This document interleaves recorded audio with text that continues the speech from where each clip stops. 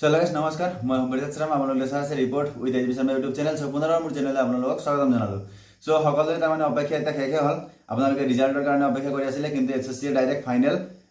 মানে ফিজিকেলৰ ৰিজাল্ট আৰু cut of the দিলে এটা যাৰ যাৰ নাম লিষ্টত আহিছে তেওঁলোকক বহুত বহুত শুভেচ্ছা থাকিল ফিজিকেলৰ কাৰণে যিসকলে কষ্ট কৰিছিলে তেওঁলোকে পাইছে ভাল মাৰ্ক যিসকলৰ আছে তেওঁলোকে নিশ্চয় পাইছে ফিজিকেলৰ লিষ্টত তেওঁলোকৰ নাম আহিছে যদি আপোনালোকে চেক কৰিব পৰা নাই নামটো মোক আপোনালোকে কমেন্ট কৰিব মই আপোনালোকক চেক কৰি ফালে হোৱাটছএপত দি দিম আপোনালোকে গ্ৰুপটো জয়েন কৰি ল'ব report with education YouTube channel ডেসক্ৰিপচনত লিংক দিয়া আছে সো সেইটো আছিল আৰু আপোনালোকৰ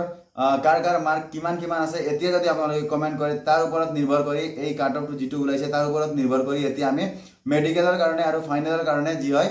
কাট অফ এতিয়া আমি এক্সপেক্ট কৰিব পাৰিম সব ভবামাতে একদম কাট অফ যোৱা নাই এবাৰ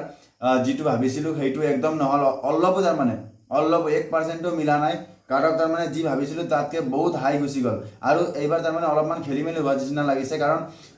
যোনটো বৰ্ডাৰ ডিস্ট্ৰিক্টৰ কাট অফ হয় এটো কম যাব লাগিছিল আৰু জেনাৰেল ডিস্ট্ৰিক্টৰ কাট অফ বেছি যাব লাগিছিল আপোনালোকেও জানে আৰু আগৰ পৰা হেৰিয়ে হৈ আছে কিন্তু এইবাৰ বৰ্ডাৰ ডিস্ট্ৰিক্টৰ কাট অফ যদি আমি চাবলৈ যাওঁ বৰ্ডাৰ ডিস্ট্ৰিক্ট ইডব্লিউএছ যদি কাট অফ চাবলৈ যাওঁ আপোনালোকে 56 গৈছে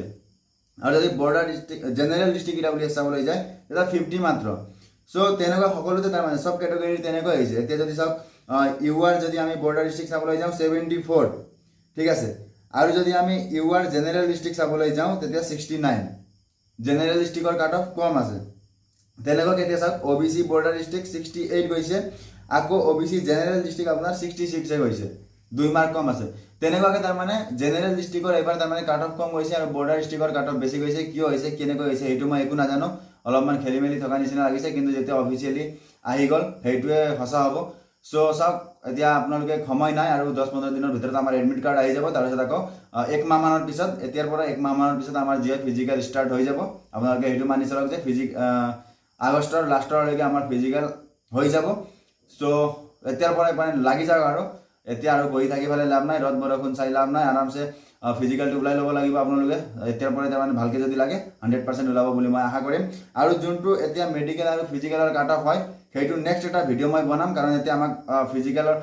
ফিজিক্যালৰ কাট অফ যেহেতু পাই গলো তাৰ ওপৰত তাৰ মানে হেৰি কৰি ফালে আমি এতিয়া এনালাইজ কৰি ফালে মেডিকেল আৰু ফাইনেলৰ কাট অফ ওলোৱা তাৰ মানে বহুত সুবিধা হ'ব কাৰণ আগতে তাৰ মানে একো পোৱা নাছিল ডাইৰেক্ট তাৰ মানে এক্সপেক্ট কৰা যায় সো তাতে তাৰ মানে নিমিলে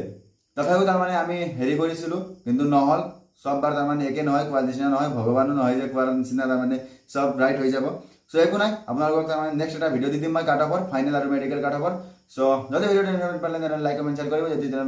চেনেলটো সাবস্ক্ৰাইব কৰি নোটিফিকেশ্যন বেলটো অল কৰি দেব লগ পাম নেক্সট এটা ভিডিও দিতে তেলকে বাই বাই জয় হিন্দ